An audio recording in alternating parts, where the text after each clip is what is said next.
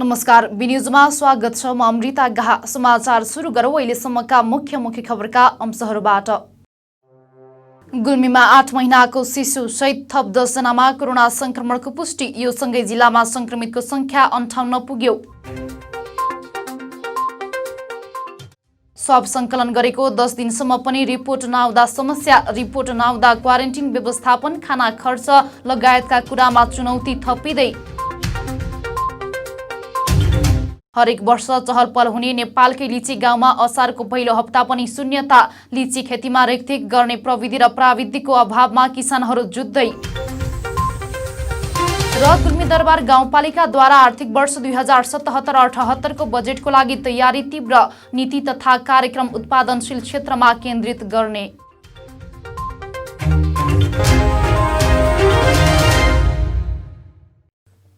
समाचार अब विस्तारमा। गुल्मीमा 8 महिनाको बच्चा सहित थप 10 जनामा कोरोना भाइरस संक्रमणको पुष्टि भएको छ। प्रादेशिक प्रयोगशाला रूपन्देहीमा गरिएको परीक्षणमा थपिएका संक्रमित मध्ये रेसुङ्गा नगरपालिकामा 9 जना र सत्यौती गाउँपालिकामा 1 जना गरी 10 जना संक्रमित थपिएका हुन्। थपिएका संक्रमित मध्ये रेसुङ्गा नगरपालिकाको वडा नम्बर 2 का 31 वर्षका, वडा नम्बर 11 का 24 वर्षका, वडा नम्बर 13 का 24 वर्षका पुरुष रहेका छन्। त्यस्तै वडा नम्बर 4 मा 18 वर्षकी युवती र 8 महिनाको बच्चामा कोरोना संक्रमण पुष्टि भएको हो। त्यस्तै नगरपालिकाको वडा नम्बर 12 मा 24 वर्षका, 20 वर्षका, 23 वर्षका र 18 वर्षका पुरुषमा संक्रमण पुष्टि भएको नगरपालिकाका स्वास्थ्य संयोजक बोम अर्यालले बताउनुभयो। भारतबाट आएर क्वारेन्टिनमा बसेकाहरूमा लिएको स्वाब परीक्षण अनुसार कोरोना संक्रमणको पुष्टि भएको हो। त्यस्तै जिल्लाको सत्यौती गाउँपालिकाको वडा नम्बर 6 मा 25 वर्षीय पुरुषमा कोरोना संक्रमण पुष्टि भएको गाउँपालिकाका प्रशासकीय अधिकृत यादव भण्डारीले बताउनु भएको छ। सबैको स्वास्थ्य अवस्था सामान्य रहेको, आइसोलेसनमा राखेर उपचार भइरहेको पनि अर्यालले बताउनुभयो। थपिएका सँगै जिल्लामा संक्रमितको संख्या 58 पुगेको छ।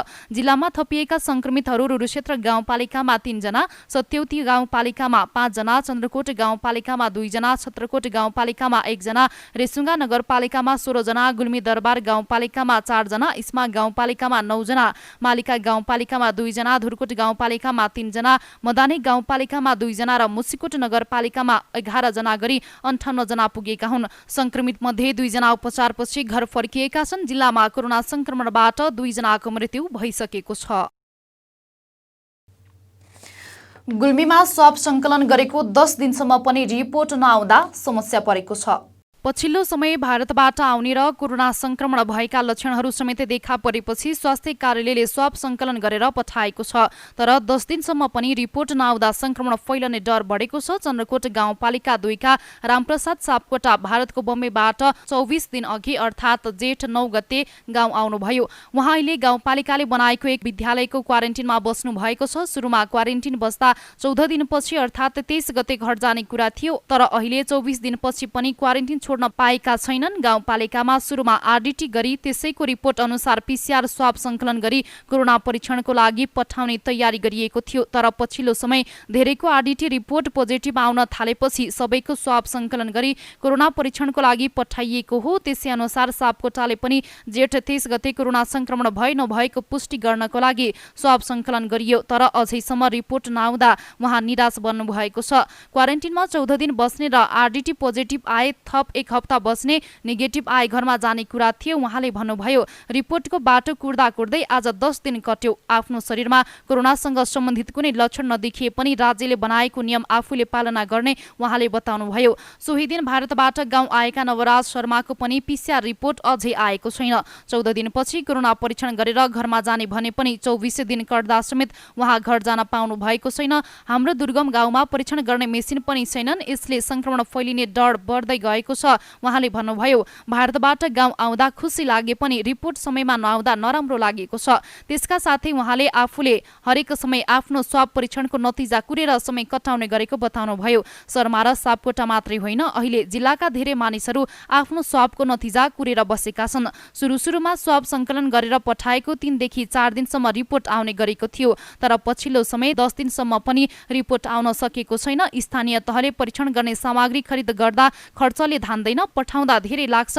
चन्द्रकोट गाउँपालिकाका अध्यक्ष द्रोण खत्रीले भन्नुभयो, रिपोर्ट आउन ढिलाइ हुँदा क्वारेन्टिन व्यवस्थापनमा पनि चुनौती थपिँदै गएको छ। सत्यौती गाउँपालिकाका अध्यक्ष पारिसो ढकालले पनि संकलन गरेर पठाएका स्वाबको रिपोर्ट नआउँदा क्वारेन्टिन व्यवस्थापन, खाना, खाजा खर्च लगायतका कुराहरूमा चुनौती थपिँदै गएको बताउनुभयो। केही दिन पहिले 5 नम्बर प्रदेशका सामाजिक विकास मन्त्री सुदर्शन बरालले जिल्लाका विभिन्न गाउँपालिकाले बनाएको क्वारेन्टिनमा अनुगमन गर्नुभएको थियो। त्यसबेला पनि अध्यक्ष ढकालले परीक्षणको दायरा बढाउन आग्रह गर्नुभएको थियो। जिल्ला स्तरीय बैठक र मन्त्रीज्यूसँग पनि समस्याबारे छलफल भएको छ। उहाँले भन्नुभयो, परीक्षणको दायरा साँघुरो हुँदा समस्या थपिँदै गएको छ। हरेक वर्ष चहलपहल हुने नेपालकै लिची गाउँमा असारको पहिलो हप्तासम्ममा पनि शून्यता छ। यस वर्ष कोभिड-19 को असर त छँदैछ, सँगै लिची गाउँमा जम्मा 10% मात्र लिची फलेका छन्, ती पनि बोटमा हरियै छन्।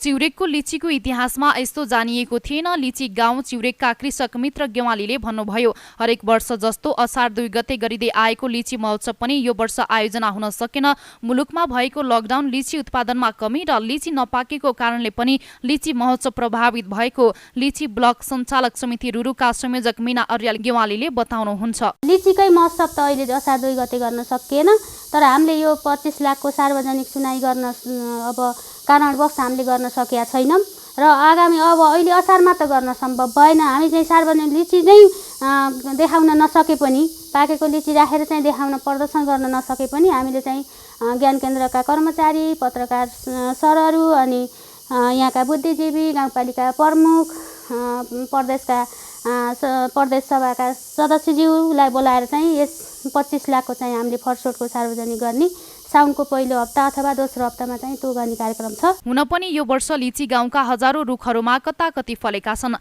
आफ्नो पुरै बारीमा अरू खेती नगरेर लिची लगाएका रु 1 चिउरेकका नवराज गेवालीले यो वर्ष लिचीको आम्दानी नहुने गुनासो गर्नुभयो। हरेक वर्ष 75,000 देखि 1 लाखसम्मको लिची बेचिन्थ्यो, तर यसपटक 1 रुपैयाँ पनि बेच्ने अवस्था नरहेको गेवालीले बताउनुहुन्छ। यो नफल्नुमा कारण के हो भन्दाखेरि अहिले वर्षा धेरै भइरहेको, चिसो बढी भइरहेको, त्यो चिसाले गर्दाखेरिमा यसले रुचाएन।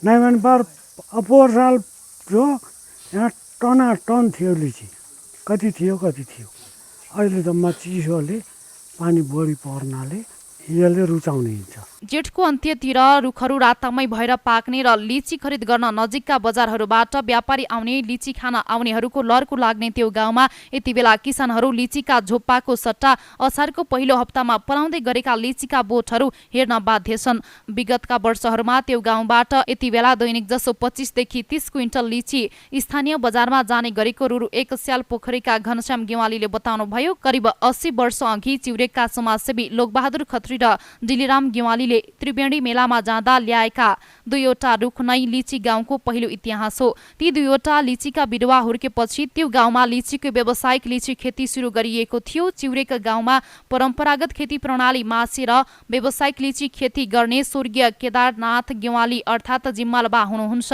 उहाँले लगाएका लिचीका बोटहरू अझै अध्यावधिक छन्।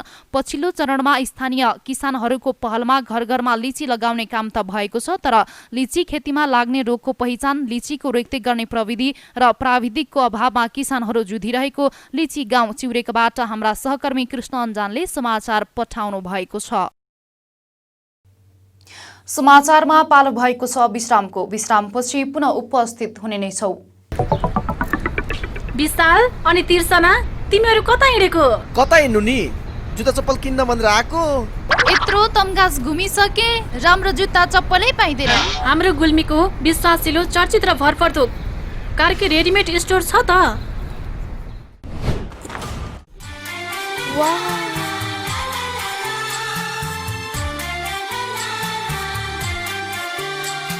हामी कहाँ Shikhar, Royal, Rocket, BF, Black Horse लगायत विभिन्न ब्रान्डका party shoes, sports shoes, school सुजका साथै लेडिज जेन्ट्स तथा बच्चाका हरेक प्रकारका फेन्सी रेडिमेड कपडाहरू, ब्यागहरू थोक तथा फुटकर मूल्यमा बिक्री गरिन्छ। Proprietor Arjun Karki. Phone number 079520636। Karki readymade and shoes centre, Tamghas, Gulmi. एक पटक आएर त हेर्नुहोस्, evergreen party palace and restaurant. हामी कहाँ एसी रुम तथा नन एसी रुम, 24 घण्टा तातो चिसो पानीको व्यवस्था, शान्त रमणीय वातावरणमा 24 घण्टा गाडी रिजर्भको पनि व्यवस्था छ। Our services We are open for birthday party, wedding party, seminar reservation, all kinds of fast foods and home delivery also available.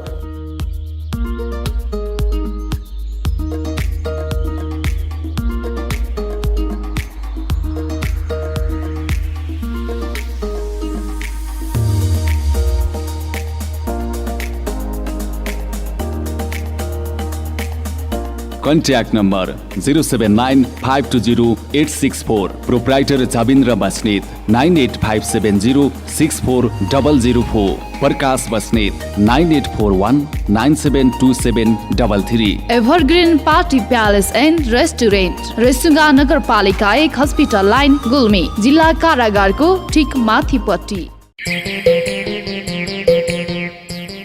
ओहो मित्र, आज त पैसाको बाहरै बाहर छ त। होइन, बाइक किन्ने भनेको पैसा नै पुगेन यार। नयाँ होइन तर नयाँ भन्दा कम पनि छैन।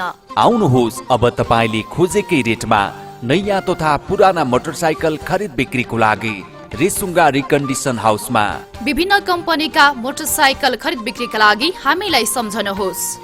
सम्पर्कका लागि Resunga recondition, Tamghas, Gulmi. Phone number 9861717976 र 9847266136। एक पटक चलाएर त हेर्नुहोस्।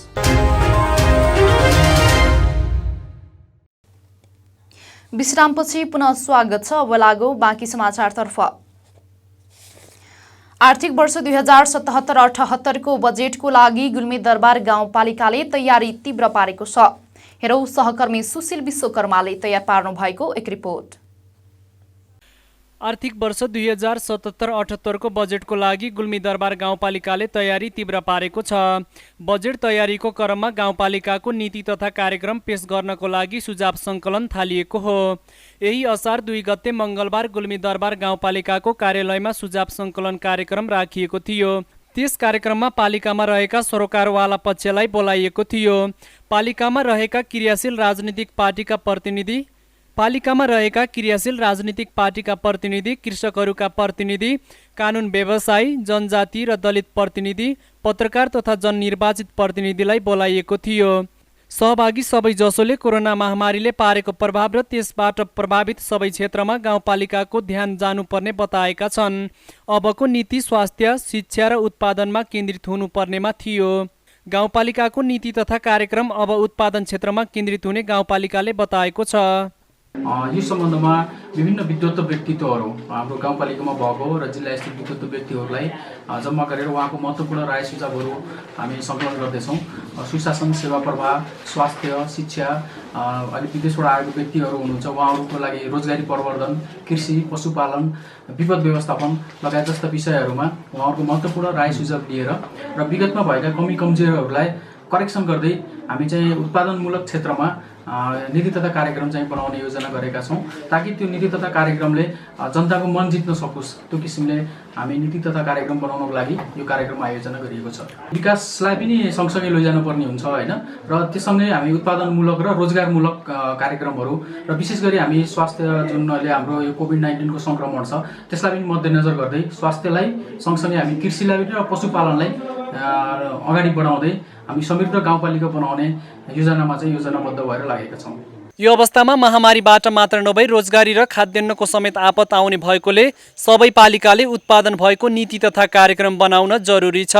Sushil Bishwakarma, B television, Gulmi. गुल्मी उद्योग वाणिज्य सङ्घ गुल्मीले उपल्लो तमघासमा रहेको आइसोलेसनलाई 9 थान पानी तताउने किटली हस्तान्तरण गरेको छ। बुधबार एक कार्यक्रमका बीच संघका कार्यालय प्रमुख टोमलाल पन्थीले विपद व्यवस्थापन समितिका प्रमुख एवं प्रमुख जिल्लाधिकारी मार्फत उपल्लो तमघासमा रहेको आइसोलेसनलाई किटली हस्तान्तरण गर्नुभएको हो। किटली हस्तान्तरण पश्चात प्रमुख जिल्ला अधिकारी भरत कुमार शर्माले आइसोलेसनलाई विद्युतीय पानी तताउने किटली हस्तान्तरण गरेकोमा धन्यवाद व्यक्त गर्नुभयो। हामी समाचारको अन्त्यमा छौं, तर बिदा हुनु पूर्व यस प्रसारणका मुख्य समाचार पुनः एकपटक। गुल्मीमा 8 महिनाको शिशु सहित थप 10 जनामा कोरोना संक्रमणको पुष्टि। यो सँगै जिल्लामा संक्रमितको संख्या 58 पुग्यो। स्वाब संकलन गरेको 10 दिनसम्म पनि रिपोर्ट नआउँदा समस्या। रिपोर्ट नआउँदा क्वारेन्टिन व्यवस्थापन, खाना खर्च लगायतका कुरामा चुनौती थपिँदै। हरेक वर्ष चहल पहल हुने नेपालकै लिची गाउँमा असारको पहिलो हप्ता पनि शून्यता। लिची खेतीमा रेखदेख गर्ने प्रविधि र प्राविधिकको अभावमा किसानहरू जुझ्दै। र गुल्मी दरबार गाउँपालिकाद्वारा आर्थिक वर्ष 2077-78 को बजेटको लागि तयारी तीव्र। नीति तथा कार्यक्रम उत्पादनशील क्षेत्रमा केन्द्रित गर्ने।